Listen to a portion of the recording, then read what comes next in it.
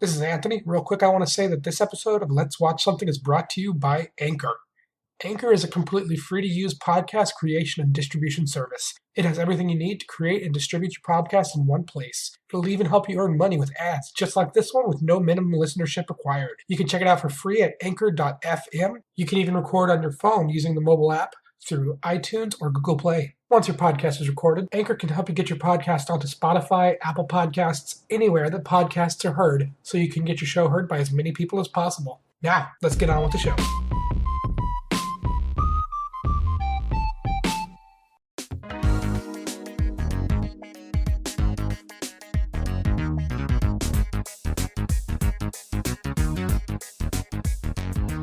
Yeah. That's what he did, but on a different channel. Svengoolie? Svengoolie.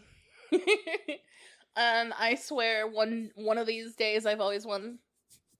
I wanted to be him for Halloween one year. Never ended up getting to be. I don't know. Yeah. I'm trying to think back to whatever Halloween costumes I've had. I know that we all, me and my two brothers, cycled through being Spider-Man and Wolverine, for sure. I used to have round glasses, so I might have been Harry Potter at one point, but I don't know for sure. A zombie, just a generic zombie. Yeah, same. I was a zombie hooker, actually. I'm not kidding. Specifically a zombie hooker? Yeah. Yeah? All right. I wanted to be a jack-o'-lantern, not a jack-o'-lantern, a scarecrow one year. I'm a with jack-o'-lantern. with a pumpkin. Hey, it's a jack-o'-lantern for Jacktober. Jacktober. What was the introduction you were going to do? Oh, Jesus Christ. I don't remember it now. Welcome back, boils and ghouls. It is once again that time of the week for a brand new Let's Watch Something. Let's watch something. Coming in this week, we had a wonderful time rewatching one of the greatest comedies ever made. Young Frankenstein, starring Gene Wilder. Frankenstein! Easily one of Mel Brooks' greatest movies of all time. I agree. Don't look at me. Okay, I didn't. If this is your first time listening to Let's Watch Something, I'm welcome. sorry. Oh, I mean, welcome. if you are returning, welcome back.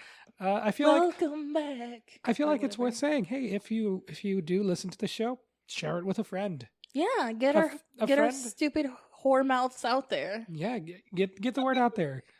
Share us with a friend who may enjoy movies, may enjoy podcasts, or just like listening to stupid people talk about dumb shit. Yeah, you have any idea how often I listen to a podcast without even like registering what they're talking about? I'm subscribed to the Gilbert Gottfried podcast. Oh, good grief! I was actually going to talk about our soothing voices, but then you had to throw out Gilbert fucking Gottfried. When he is doing his podcast, he is articulate and speaks slowly because he is aware that he has a Gilbert Gottfried voice. Which means it's atrocious. Back in my day, I toured with Alice Cooper. Kill me. And the amazing Johnny no, I'm just conflating him and Penn Jillette's podcast. But no, like he would tell stories of doing comedy shows and touring with people, and it would be exactly at that excruciatingly slow and grating pace with his Gilbert Gottfried voice. I would not be able to tolerate that. He had like a what do you call it? He had what I have one of here. A person to bounce things off of a jack. Oh, co-host? Co-host. That's one of those things. One of those things. And he did a lot of the prop. talking. A speaking prop. A speaking prop. Hello. I'm programmed to say things. I value you far more than a prop. I would not have had a prop this long. I would have given up on a prop. I can have conversations with anything. Chair? Yes. Table? Done so. Done it before. Yep. I fell earlier and I swore at the chair and I thanked the table for helping me up. Oh, thanking you for its service. Yeah, thank you for your service. Well, thank you for your service, Jack. Without you, there wouldn't be much of a show happening. Well, no shit, I'm the funny one. Yeah. I tried doing it by myself, and it was horrible. Without me, it would just be you rambling on incoherently and then senselessly, and it gets incorrect facts. I would feel like it would get sad after a while. I refuse to listen to what you've done before me. Oh, don't worry. It was sad. It was big sad. Excuse me. The month of Jacktober. We are celebrating Jack's birthday. The entire month. I have brought them a gift. Yes, huzzah! It's a cute little fuzzy kangaroo buddy. Yes, so that they would have somebody to cuddle with during the movie. Hello. That's what it sounds like. Okay. It doesn't say words. He does not have a name yet. Not yet. Okay, if you're listening to this, you can send in suggestions for my name to name the little kangaroo buddy. Yes, I will take a picture of it. We will post it. Probably on our Instagram. And on the Twitter. And the Facebook. The Facebook. The Facebook. And yeah, you can give us your name suggestions for our little friend. He's cute. He's cute. I have many, many stuffed animals of this same brand. They are very comforting and easy to hold. I don't know what you're saying, dude. He can't speak. He doesn't have that capability yet. He makes cute sounds, though. Yeah, just like the monster from Young Frankenstein. Segway! Oh. Bam! Bringing it back on topic. Oh, yes. Young Frankenstein. I have the DVD case somewhere. I think it's in my car, probably. And there's a big sticker over one corner of it, and it says, "The movies ever made," or "movies ever made," because like part of the tagline is covered by a sticker. A sticker. So it is one of the movies ever made. It is one of the funniest movies ever made. I assume that's what it said. Greatest movies ever made. Greatest movies ever made. The story, for those of you that may not know, Frankenstein. Sorry. So Mel Once Brooks was a man named Frankenstein. That's the story of the story. I'm talking about the story of how the movie got made. Oh. A man named Mel Brooks, a very famous dude. Melly Brooks, as I like to call him. Who is the father of the author of the World War Z novels. Fun fact. Neat. I did not know that. Thank you for informing us. He was doing a little picture in the 70s called Blazing Saddles. I think mine did. Yeah, I can't do that part. And the comedian actor, they didn't even, in the documentary I saw, he didn't name this person because he didn't want to, put them on the blast, as the young folks would say. Inebriated on set, and in the scene that he was introduced in was hanging upside down. They rolled on the first day of shooting that scene and immediately just vomits all over the floor, and they get him up and standing and cleaned up, and they ask him, "Are you good to try shooting the scene again?" And he passes out drunk. And he called up Mel Brooks calls up his old friend Gene Wilder, who had just finished filming a movie in New York, and said, "Hey, I've got a bit of a problem here. There's an asshole. There's an asshole who I hired for this part that can't do it suddenly. He's a drunk piece of shit. We need to shoot tomorrow. Can you be down here tomorrow to shoot this movie?" And Gene Wilder said, yes, but you owe me a favor." Oh, fancy. And flew down to California, filled in for the character of the Waco kid, and really brought so much to that movie. Blazing Saddles is amazing in its own right. A year or so later, he comes to Mel and says, "Hey," basically says, "You remember that time I did a movie for you and said, you owe me a favor? I have this idea for a script, and I think that you are the perfect person to bring it to life, and also what I need to get this script through the door with the studios. It's called Young Frankenstein, and it's a comedy about the grandson of Victor Frankenstein." And Mel Brooks was like, "Yes, I can see it now. A send-up of all horror movies. I'll do this part. I'll come in as Dracula. And he's like, no. You're not going to be in this movie. And he was not. He kind of was. Exactly. For hardcore Mel Brooks fans, such as myself, you would know that Mel Brooks voices a cat howling just off screen. And he does that in almost every movie he's ever done. It's impressive the way that he does it. It's a wonderfully terrifying scream that he can do. It's great. I want to learn to do it. I want to learn to yodel. I can't do it. That's like a Tarzan. It's not close enough. I want to learn to be an auctioneer. You know, they don't really do that. No, I don't know. I've never been to an auction. They don't really do that. They're calling out the prices auctions. And here's my silent auctioneer impression.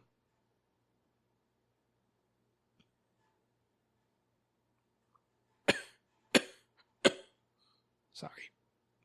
It's supposed to be silent. Yes. So, Young Frankenstein, because of Gene Wilder's insistence that Mel not really be in it, has a somewhat different tone than the Blazing Saddles and the Spaceballs movies. It is just less as self-aware, but a little subtler in its delivery and less goofy. It's not like all out there goof.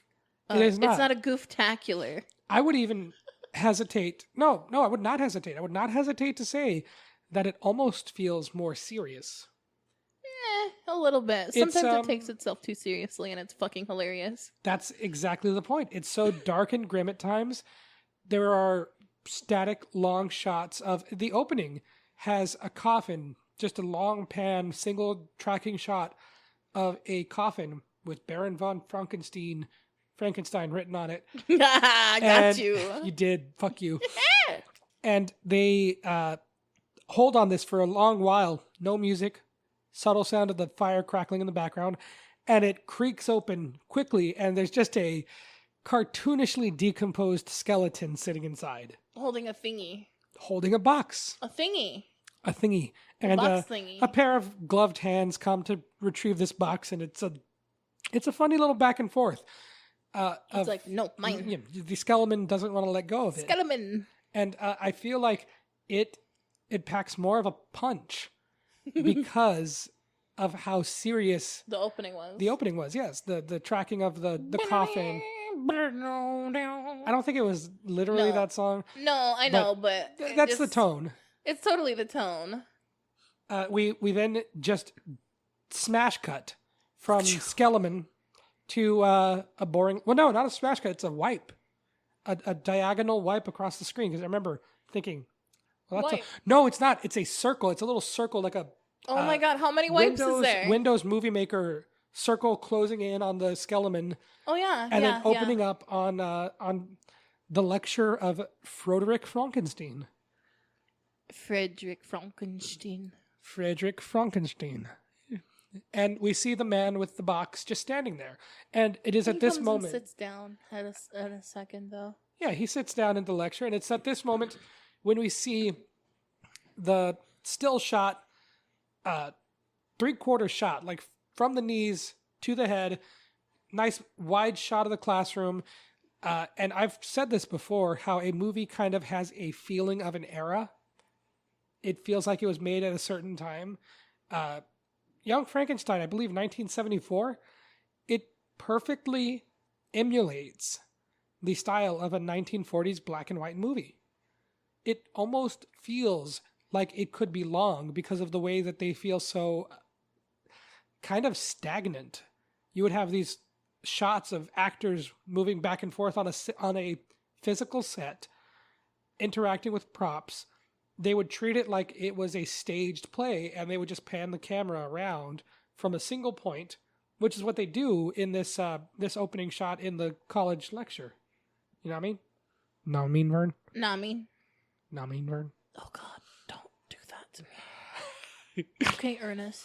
Fine. So there's that, and I was having a discussion with somebody else. Not me. Shout outs to my old friend Star, who said that she felt like there were shots that were kind of awkward. And that's what I think it is. These feel like antiquated, outdated shots from an era of making movies where it was emulating the stage. So we have these weird, awkwardly wide shots of two people talking that feel like they are of the time of when it was a play that was being filmed, or if it was being treated as if it were a play because that was the medium of the time. And I think that's one of the strengths of Young Frankenstein. It was made with the intent of feeling like a 1940s era black and white picture, because that's when the classic Frankenstein movie was out. That's when Dracula, all these Universal Classic. monster movies were Yeah. coming out. And I think it really captures that well. And interestingly enough, the studio pushed back against that. Shooting it in black and white, that is. They wanted to shoot it in color. To the point where they said, yeah, we'll just shoot it with a regular camera and we'll just make it black and white afterwards. And Gene Wilder was like, no, fuck you. If there is a Technicolor camera on the set, I am walking, Mel is walking, and we are taking this script. And they would not budge from that until they went to shoot and had cameras that only filmed in black and white.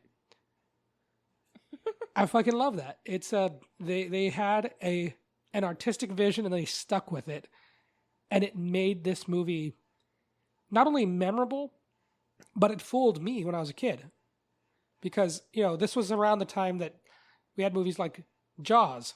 I can't think of any other 70s movies. And Jaws. Exorcist, yeah. The Shining. Yes. Kubrick. Color films were around. Another movie had come out 2 years before this, Blazing Saddles, a major motion picture in full color. The black and white movies were no longer a thing, really. And so it made it stand out. Unless you were a foreign film fanatic. Yeah, unless you're a nerd who cares about art films. Yeah. When the whole movie is literally like 2 hours of a camera affixed on like a journal, and then it starts raining in the background, and then you're sitting there this whole time watching this journal in black and white with Italian narration and French voiceover, and you think this could not be any worse. And then you say to yourself, it could be worse. It could be raining. Which is a line that I love from Young Frankenstein. I've heard of the trope before, and apparently this is not the first use of it, but I was not able to find where it would have come from. Or originating trope. Right. Well, okay, that's almost like trying to find where certain memes came from. Be afraid. Be very afraid. Do you know where that comes from?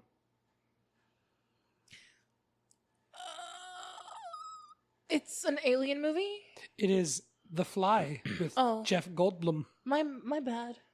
That's another good movie, man. That's a great I've actually fucking never movie. seen that. Really? Calm down. Damn, it's good. Tuck your boner in. Down. Down, boy. So, yes, we've established, the artsy-fartsy, highfalutin, what this movie is trying to do. Technically, Wait, we meet... say highfalutin. Highfalutin? When you say that, all I'm thinking of is like high fructose corn syrup. Or gluten. Gluten dog. Gluten dog. That's a funny word. Gluten. My friend has celiac. Aw. Poor guy. Poor dude. Yeah. He makes some good ass food though. Great chicken wings. I have a friend who is does not have celiac, but is just gluten intolerant. She just gets super gassy. I get gassy with dairy. Yeah, we all get gassy with everything. Life gives you gas. Yeah, basically. So we've met Frankenstein, and he's got this whole lecture in front of a class, and there's this one fucking asshole kid. God, I want to punch... College student. I want to punch him in the fucking eyeballs. But Dr. Frankenstein... It's Frankenstein. Yes, but aren't you just a little bit of a Frankenstein? Suck my Didn't dick. your grandfather do this, Dr. Frankenstein? I feel like he's that type of fucking kid that would have said, "Teacher, you forgot to assign us Oh, homework." no. I'll do you one better. Hmm. He's the, well, actually. Those are those kids, but Yeah. grown up. He was a college student. That is that. He's grown but up. He's he's not even acting like a grown up. yeah, he's acting like a snotty little shit kid. God, I would have fed him soap. Gene Wilder does one of his classic freakouts, Which is great. He's great. And we meet Mr. Hilltop, who graciously offered his services for today's demonstration. Oh, the old man? The old man. The sitting on the table. really scrawny old man. Hop up and... nice hopping. I mean, it worked, right? Yeah, it did. And he He's does too the old to whole hop. collapse like a bowl of broccoli bit. God, this movie's how got do so you- many wonderful How bits. does a bowl of broccoli collapse? Don't fucking question it. My entire life was dedicated to questioning everything. Please don't fart at me. Oh. Question everything. Subliminal messages. But don't be like the person who's like, question everything, don't wear masks. That's a different kind of questioning everything. Listen to the experts. Question. Yeah, science works. Yeah, question things. Question authority. Yeah, not question science. question authority. If somebody says, "Hey, stay off of that rock," Why? why? That's what that means. No, if someone Not- told me to stay off the rock, I'd probably listen because it looks dangerous, and I would Yeah. understand. Right, but I'm saying, question. Well, why am I supposed to stay off the rock? You will learn why you're supposed to stay off the rock. If you get on the Don't rock, get on the rock. Don't defy everything. Question. Because by asking questions is how we learn. Not me. We also learn by looking things up on Google. I learned by falling on my ass and then yelling at the chair and then thanking the table for assisting me. What did you learn? Not to sit on the chair like that. Okay. You questioned how you could sit on the chair. There was no question. My ass just needed a rest. Okay, fine. I'll give you that. You learned a lesson by doing something incorrectly. Yeah, it slipped out from under me. Yeah. It's on rollies. I mean, I wheels. like wheelie chairs. I like wheelie puppers. What? You've never seen a wheelie pupper? Like a dog with a wheelchair? Yes! Wheelie puppers. That is incredibly sad and adorable, but I know I what you love mean. them so much. Like I will Google them and I will just like dedicate like hours on looking at like wheelie puppers and special needs kidders. Aw, Yeah, I'm a little obsessed lately. that's sad. It's not. I want to give them love. Oh, then do. You should give them love. I will. They need loved, just like everybody else. I will give all my love to all the cats. I sound like scary. I'm like threatening to love the cat. Frederick learns that his grandfather is dead and has to go settle his estate, which is just Apparently living in the castle. yeah. Well, the idea is he would have to go and just sign some paperwork. But he's just staying there But now. well, yeah, he finds the book about how to reanimate dead tissue and decides to give it a shot. With his dick. I mean, well, that's at the end of the movie. Oh. We also meet his fiance briefly. Punch her in the face. And What's her name? Who cares what her name is? wait, She's no, a that's fucking- gonna hang on. Excuse Elizabeth. Elizabeth Denning? Wedding? Whatever. She has a hilarious song in the musical adaptation that Mel Brooks wrote the music and lyrics for. Called Please Don't Touch Me. And it culminates in a dance break where they're not touching and a crowd is like, "Hey, look, they're not touching. That must be the new dance craze. Please don't touch me." Sweeping across Catholic schools in the Midwest. Yeah, you gotta save room for Jesus. And it builds to the finish of but even in your wildest dreams, don't dare to touch our tits. Don't dare to touch our tits. Don't touch our tits, tits, tits, tits, tits, tits, our tits. I'm not making this up. This is directly from the musical. I could write better lyrics than that. But did you? I could, if motivated properly. But translation. Get me inebriated. I'll bust out some fucking good ass lyrics. I don't know. There's some good shit in that musical. It's a good time. I would highly recommend it. If you and like your the movie. musicals. Yeah, we just happened to have a All the couple of musicals? musicals that were relevant to movies we've watched lately. You just love musicals. I do. I And- miss working in theater. You miss balls and cock on your face. Why would you attack me so viciously? It's not vicious. It's a beautiful thing. Anywho's it's next major thing that happens is he meets Igor. Igor, but no, it's Igor, but Igor. They said it was Igor. Well, they Well- were wrong, weren't they? No, it's Igor is the normal pronunciation. Igor is. Oh, you're right. I got it backwards. They said it was Igor. Well, No, it's they were wrong. Igor. And that guy, that actor, Hilarious, Martin perfect. something, Martin so somewhat or whatever. fucking funny. He's great. I prefer him over everybody else in that Yes. movie. Igor steals the goddamn show. He is, made the movie. There Like, are not literally, but yeah. there is a thing in, you hardly ever see it, but the addressing the camera, the mugging to the camera on a punchline, we all are aware of it, but how many times can you how many times does it actually come up in a movie? How many times do they actually like look down the barrel of a camera as a hey to the audience? With his eyes, you can't necessarily tell where he's looking at. No, but Igor does look to the camera and smile on a couple of punchlines, and he is until the very end, he is the only character that does that. And But it's it good is shit. so fucking funny. It honestly, it works.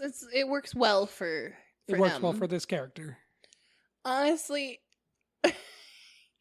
he's my favorite. He's my favorite. I wanted to audition for that part in No, you would be that one guy. Inspector Kemp. Yeah, that guy who fucking... He comes up in towards the end, but in the musical he's a major player throughout, like from the beginning. They have the opening song called "The Happiest Town." This episode is now about the Broadway musical Young Frankenstein.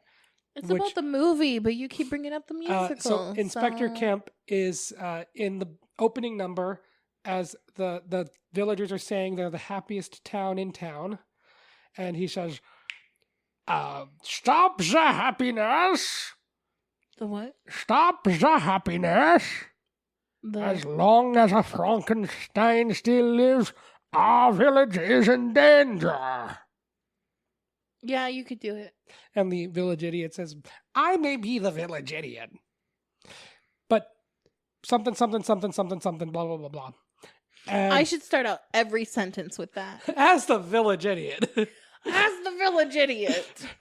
One lives, a doctor, the dean of anatomy at John, Miriam, and Anthony Hopkins School of Medicine. Inspector Kemp is fucking hilarious. He's got the wooden arm bit.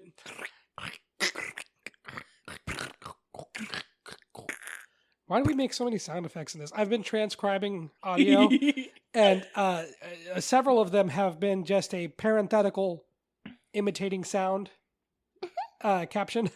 Because that's what we do. Clicking noise. It's aggressively grabs bags of donuts. That was That made so me good. laugh out loud. That was so good. Check out I do the TikTok thing when I can. I don't. I do post what you send me on my TikTok though. So. Good. Yeah. I send them to I have more followers than you. Yeah, rub it in, why don't you? I mean, The show me where to aggressively rub. grabs gross. Gross. The aggressively grabs donut thing got 500 views. High fives. That's not much, but good job. Oh, I got 28.9 thousand views on one of my videos, but a lot of people were making fun of me for being fat. So, Oh, wow. How many views did you get on the clips from the podcast? No fucking clue. I didn't look. I posted them last night. All right. I could check. Don't worry about it. Okay. Where the fuck was I? Oh, they go for the hayride to the castle. Roll in the hay. Yes. Yeah. That bit. And they do the werewolf bit. Werewolf. This is just one of those moments where, when watching this movie, it is jam-packed with iconic and hilarious jokes, just rapid fire. From the moment you meet Igor to getting to the castle, it's just non-fucking stop. If you don't pay enough attention, a lot will slip through, and it's really hilarious. And this isn't even the least of it. We do meet the caretaker of the castle, Frau Blucher, who helps them get settled in. She when they knock on the door, he has the fucking classic. I love the line, "What knockers?" Oh, thank you. This is just describing the bits, but these bits are so fucking funny. Those knockers were huge, though, on that door. Those knockers were huge. Huge knockers. Huge. What impressive knockers. Enormous knockers, I would say. Frau Blucher, German lady, another just hilarious hers is almost just a deadpan performance. Cloris Leachman? Something like that. Yeah, no, she's... Okay, so... Did you ever watch the movie Beer Fest? Yes. She's the grandma. Or the mom. Yeah, she's I need to rewatch that. Yeah, that's her. I'm pretty sure. Okay, I'm almost 100% sure. I'd be like 95% sure. That's her. I'm going to have to look into that because I remember watching that movie when I was like in high school. Do you remember when she was like warming up the sausages in her hands? Yes. Yeah, gross, huh? It was gross. I'm pretty sure that was her. I was very entertained by the plot of that movie. And I'm not being ironic. The idea of the drunk, rowdy people thinking that they're the shit and then getting their asses kicked at a competitive drinking competition. Yeah. And then training to go back. It was not a bad plot. And there were also boobs. Mm-hmm. Beer Fest, I'd give it a solid 2. 2 out of 5. I liked it. It's not bad. I prefer Super Troopers and their other movies. Yeah, like there are better lowbrow comedy than that. I don't really like but there their are Broken definitely Lizards Club Dread though. Oh yeah, as I was saying, really there's definitely worse. There's a lot of worse Broken movies. Lizards Club Dread. Isn't that like a murder mystery thing? It's a comedy, but it's a murder mystery comedy. I think Olivia Munn is in that one. She was from Attack of the Show back on G4 when that was the thing. Oh yeah, I remember that. I remember watching that. That was like one of the times when I realized like live broadcasting is interesting as fuck, because they did a bit where, because it was a live show. It was like a live show broadcast 5 days a week. They did like for 3 weeks. They would do like on Fridays like, hey, this bit, we're going to talk to the person doing closed captions. Hello, my name is... I have been working in transcription for... what is your favorite movie? Oh, that's cute. And then like they asked a series of questions and left pauses and would bring out a TV like a couple segments later and had taped the broadcast with the captions on and would read the responses. Aww, that's precious. I didn't know they did that. They only did it a couple of times. That's cute. It stuck with me. I really liked that show, and as soon as they started changing up the format, I fell off of it immediately. Because not only did they change the format, the entire show was like the entire TV network was changing and was becoming the 4Men TV that it became. I don't know the whole about that. Yeah, the studio got bought out. The TV company got bought out and started changing shit and like fired and laid off a bunch of staff, and it just changed the vibe of the place. And they tried to make it another Spike TV kind of situation. Oh God, I hate Spike TV. It was really bad. I hate Spike TV. Yeah, it's bad. You know what? Deadliest Warrior, I think it was called. Oh. That show is all right. I will occasionally pull up the video of their episode on the knight versus the pirate. Because they would do like fictional or historical battles of like two groups that would never meet. So they took a pirate, establishing what that meant historically, what they would have had. They took some liberties with the way it looked.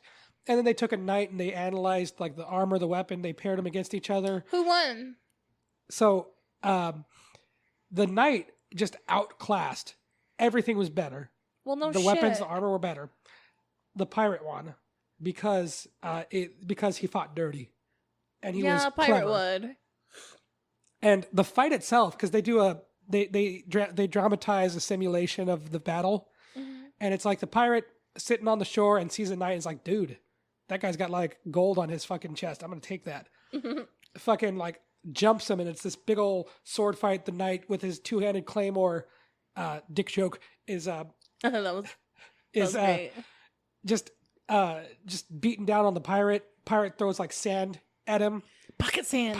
Well, this is ground sand. Ground sand. And runs off towards the beach. Knight's not equipped to travel on the beach. Pirate sneaks up behind him, knocks him down, and they tussle on the ground. The knight suddenly does not have mobility to do hand-to-hand combat lying on the ground. Clink. Pirate gets on top, pulls out his flintlock, lifts the visor on the knight's helmet, and just shoots him in the face. Oh. Shit. Okay, I get that. So yes, Knight won. We watched this. Pirate won. I'm sorry. The pirate wins. I rewatch this battle every once in a while because it's an interesting fucking thing. I like that show. For the most part, got boring after a while because they started running out of ideas. Long tangent. Over.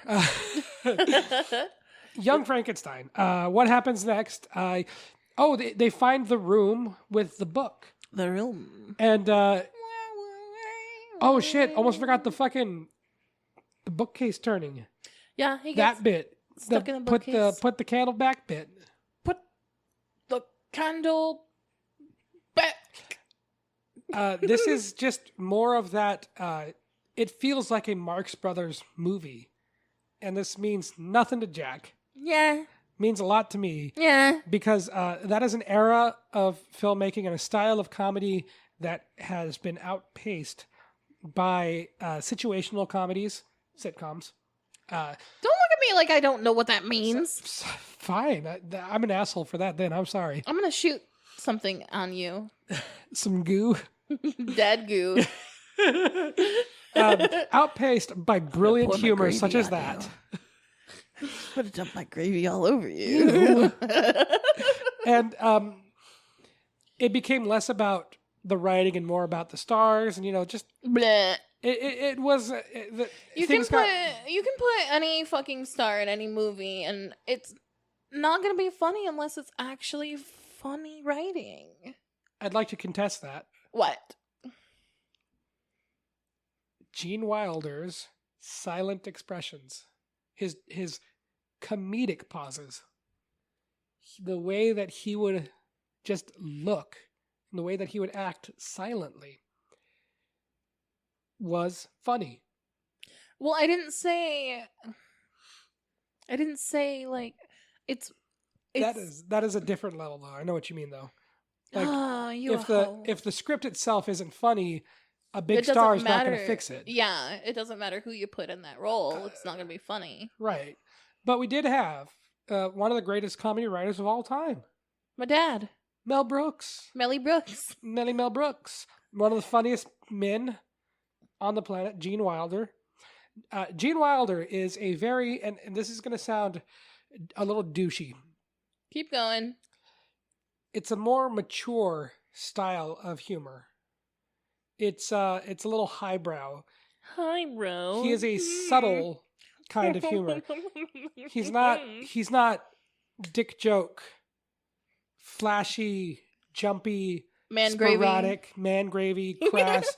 He's not dirty. He is a funny. He's punnery. He's punnery, and he is a master of punnery. Gene. Okay, this might make more sense. Gene Wilder is the the secret sauce to make a scene funny without making it completely insane. He is that bridge between a dramatic movie and a comedic movie. He can't get you a man who can do both in the same fucking role in the same scene. You know what I mean? A perfect example is when they create the monster and he does the whole lightning thing and they lower it and the experiment hasn't worked, and he says science teaches us we must accept our failings with quiet dignity and grace. And then he turns it. He does the comedic turn and just starts beating off on this dead body. I know what I said. Beating off this dead body. He starts choking it out. That chicken. Screaming at this thing, saying, "What did you do to me?" And Inga, stop it! You'll kill him. he's already dead. That's the whole point. And that's what I mean when I say that Gene Wilder is the bridge between the two worlds of the serious and the comedic, the dramatic and the comedic. And that's what makes Young Frankenstein feel like the darkest, grittiest Mel Brooks movie, but also the funniest. That seriousness, that somberness, that pure dramatic passion mixed with Gene Wilder's just extra juicy, funny performance. It's like the juice. It's like the sweet with the sour, the savory with the also sweet, I guess. Yeah, it's like when you mix M&Ms in your popcorn. Oh yeah, fuck yeah, exactly like that. You have your savory, salty popcorn, and then you get a crunch of peanut or the M&M. Or M&M. I do peanut M&Ms. I like peanut M&Ms. In my They're popcorn. my favorite. Yes. So you get the smooth and the creaminess of the M&M with the sweet, and you appreciate the sweet. You appreciate the funny. Or like super salty caramel. Oh my god. You're making my stomach horny. Tuck your boner in. Turtle head that boner. Oh my god, I can't even do the shrug right now because my shoulders hurt so much. Elderly. I'm old. Grandpa. This is why I think that this movie does take a spot on my top 10 favorite movies list. Number 6. I was gonna say it, but I was gonna let you. Yes, I'm sorry. Whereas Blazing Saddles, I think, has so much funnier moments to it. It does not have a compelling story or performance behind it. It has Gene Wilder. Yeah, that's fine. But it does not have the soul and the source material, I suppose, that Young Frankenstein has. In the end, this is a retelling of the Frankenstein story. It does hit a lot of those same beats in a way. It's alive. Yeah. Nope. And it's say it with me now, subversion of those stories. You didn't say it with me. I didn't know what you were gonna say. I talk about subverting expectations, and that's what makes comedy. All right, I'll just move on. It's a subversion of subversion. Oh, I'm sorry. Of those, am I late? of those story beats and elements, and that's what makes it so funny. And at the same time, it also does capture the story. Mel Brooks in a documentary about Mel Brooks called "Make a Noise." Wonderful documentary. I'm sorry.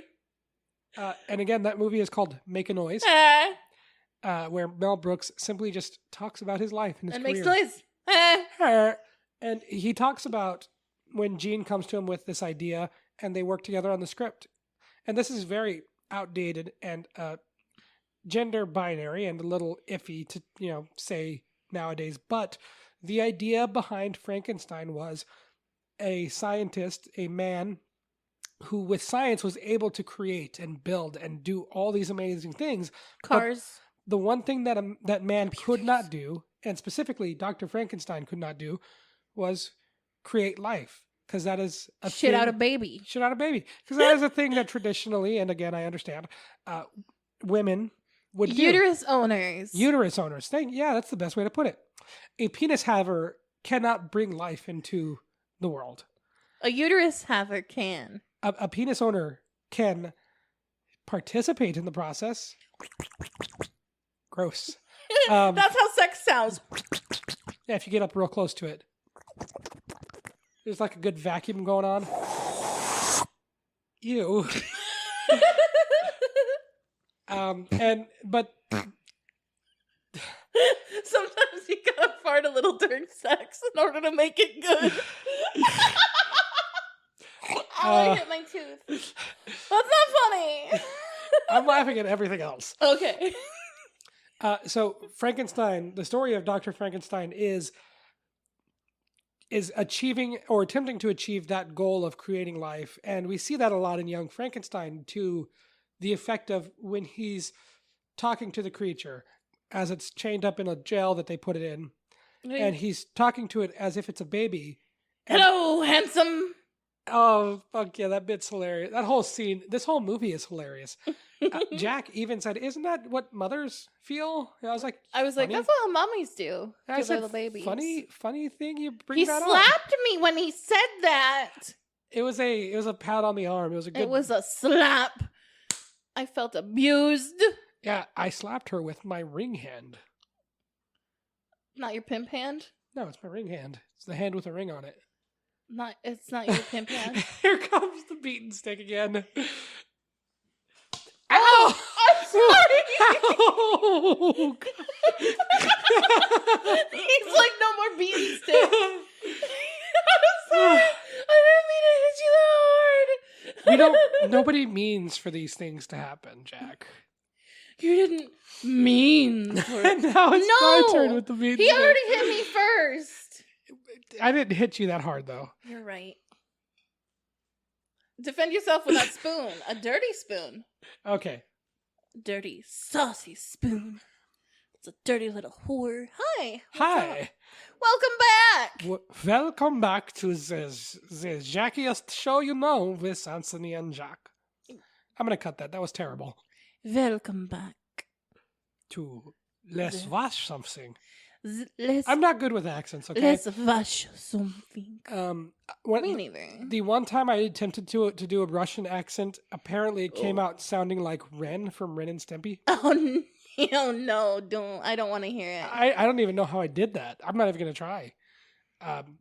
Anywho's it's. Anywho. As soon as I figure out how to do superscripts in captions, I don't know if I can. What's that mean? The little tiny letters that are up top. Humps. I'm going to do a TM. Anywho's it's TM. Yep. Or I could just do the registered trademark. I'm sure I can grab that off of something. Oh shit! The putting on the Ritz. Putting on the Ritz. If you're blue and you don't know where to go to, why don't you go where fashion sits?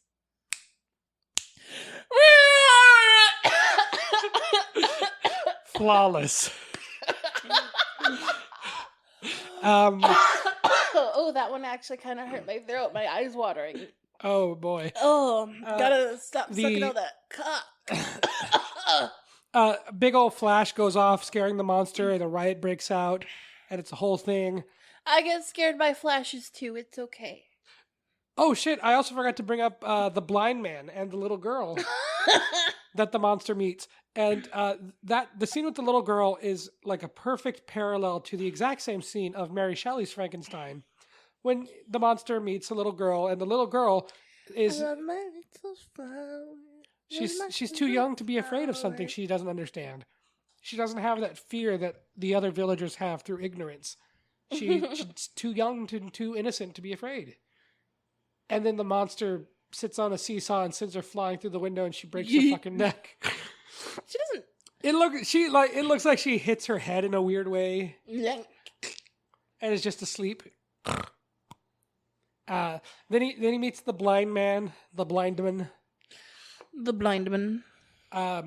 which is Blindy McBlinderson. Another great song from the musical. Oh no! Someone, please send me someone Dear God, send me someone. Can ya hear me? Someone! I can hear you. And I'm begging for someone. Can you send me someone? Thank you. our neighbors are gonna hate us. Yeah, if they don't already. He meets the blind man. Hilarity ensues. The whole putting on the Ritz riot. And this is like the only downside I have to say about Young Frankenstein. Dr. Frankenstein, Froderick. Oh, he says he's a Frankenstein now. He embraces it. Towards the end, yeah, like right before this, he embraces it because like this is a part of it's in him. I made a baby. He did it, and Keep going. He creates the machine to transport some of his intelligence into the creature, and the creature, as the mob approaches upon them, beautiful. Sing me the song of your people. Just says, "Put that man down." And that's my daddy. He's smart now. That's my daddy. My dad. It's my dad. It's my dad. Who taught you to speak, monster? My dad did. I am my dad. Straight up stealing a bit from the Game Grumps. Oh no! No one's gonna fucking know. No, I mean, no one's gonna hear this. The thing is, I'm gonna keep this in the episode, and no one's gonna fucking hear it. Hey, that's rude. We have our listeners, and we love you. We love you. You're the greatest. Mwah. You know what's great? Blow them kisses. That sucked. Get closer and be like, mwah. Gross. Is that me? Huh? Is that your impression of me? No. I'd hate to hear your impression of me. I'd hate to hear your impression of me. Oh, God. Oh, God. No, this is my impression of you because I think you're a nerd. Oh. Well, you don't sound anything. You. You don't sound anything like that whatsoever, but you're. It just encompasses who you are as a person. The droning eventually becomes that. The droning just. You have like a raspy kind of like gravelly voice. It's really good for hormone monster. Oh, I was gonna say Cookie Monster. No. C is for cookie. I'm gonna punch you. Good enough for me. Cocksucker. The internet is for porn. Blep. Do you know that one? I've seen that. Okay, everybody. Okay, has. fine. Have you heard of the internet? I hate you. Then why do you hang out with me? I've been asking myself the same question. Where's my beaten stick? As I was saying before the beaten stick arrives, I'll get the spoon. It's a dirty spoon. You'll get gross. The monster just has intelligence, and the conflict just ends.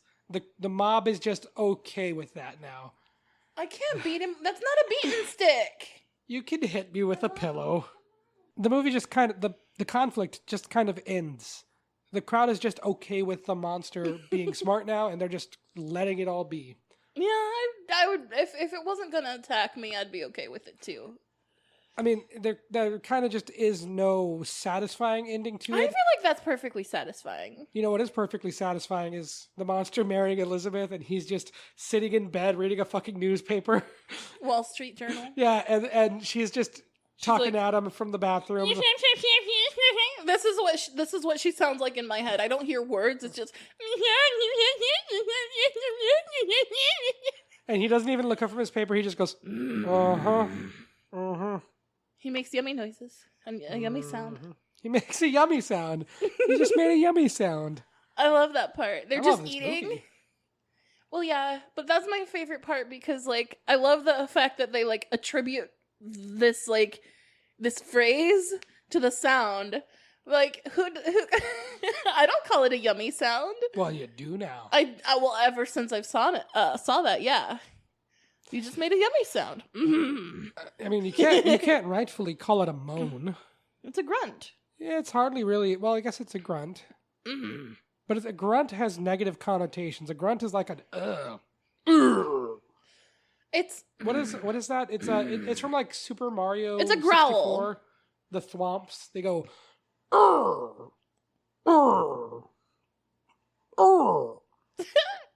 Do that again.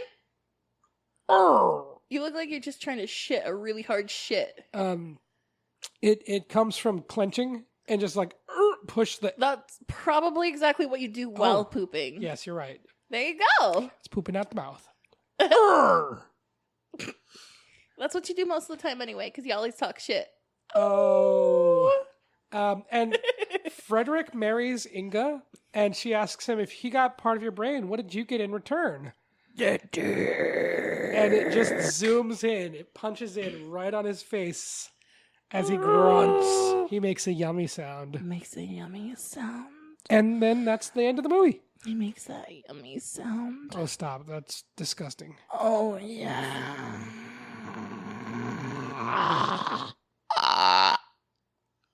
Hi.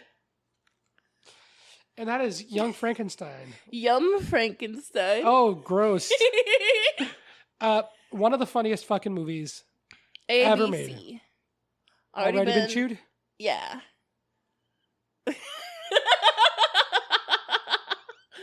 I'm I don't know, don't so ask confused me. by the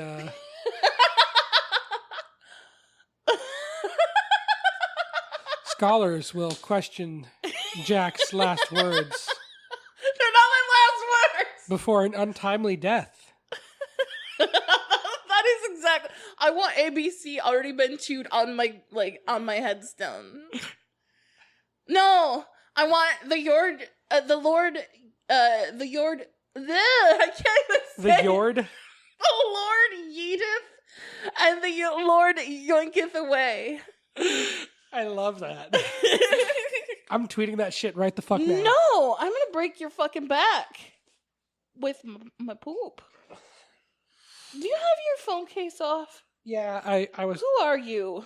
I had something stuck in there and I don't know what I did with it now. Is it a booger? No, it was one of my Bob Ross drawings. Oh, fancy! I had it like between my phone and the case. Oh, where'd it go then? It's probably around here somewhere. Around here? Maybe. Creator. Around here, as in this space. In this space. Yes. In my home. All right. Tweeteth. I have tweeteth. Huzzah! So, Jack. So what? How many Jack Snacks do you award Young Frankenstein?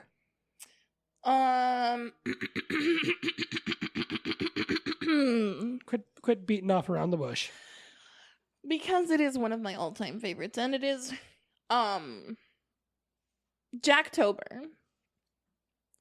And it is one that I've chosen for celebrating Jacktober. I will give it 4. 4 Jack Snacks. I disagree. I'm going to throw a brick on your skull and through your face. Because I have to award this No! a 5 out of 5. Holy shit! You have to be Ow.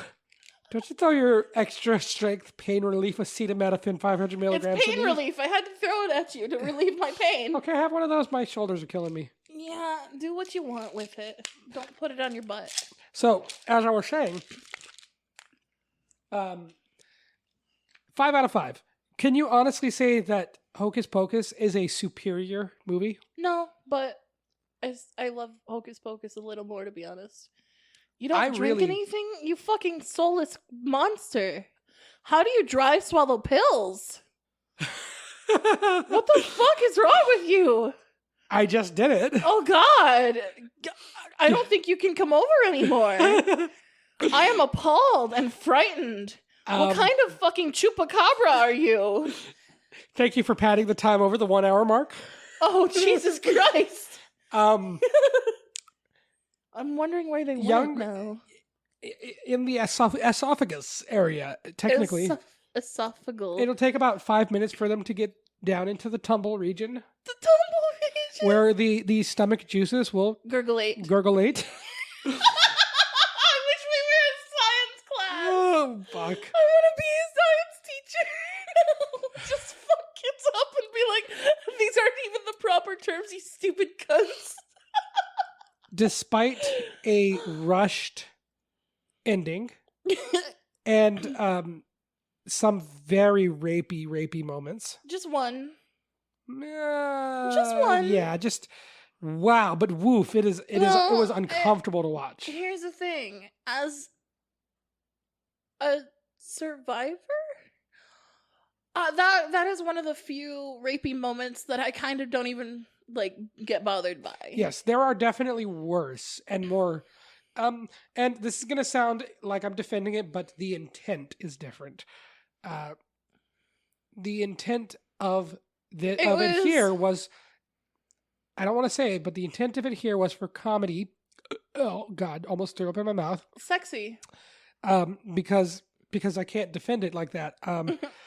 The idea of it was not the fact that it is blatant sexual assault is not the punchline. The punchline was a monster of that size would have a very dick. Large. What did Inga call it? Schwansteifer? No fucking clue. Some weird would have a very large, funny German word. most funny German words are very large. So again, the intent was not so much the assault, but the intent of the humor was the absurdity of, and it's hard to, I don't even want to defend it because I do have to say, like, it is very uncomfortable to watch. That one scene did not age very well. Yeah, I still and I can't even bothered by it. I can't even say that it's not assault because she enjoyed it. Because that doesn't make a difference. She enjoyed it. 7 or 8 quick ones and you're off to boast and brag with the boys. Smoking a fucking cigarette. You know, the smoking a cigarette bit after sex I've known was a trope for most of my life. Never got it. Until the first time I had sex and I said to my girlfriend, I've never smoked in my life, but I could really go for a cigarette. Next week on Let's Watch Something with Anthony and Jac, we will be watching Cabin in the Woods. Yeah. Another spooktacular choice from Jac. So far, 2 out of 2. Dead ringers for certified Jac gold picks, like Hocus Pocus, Young Frankenstein. We're off to a strong start with Jacktober. Jacktober is fucking bomb. Give me presents. Hells yes. Presents.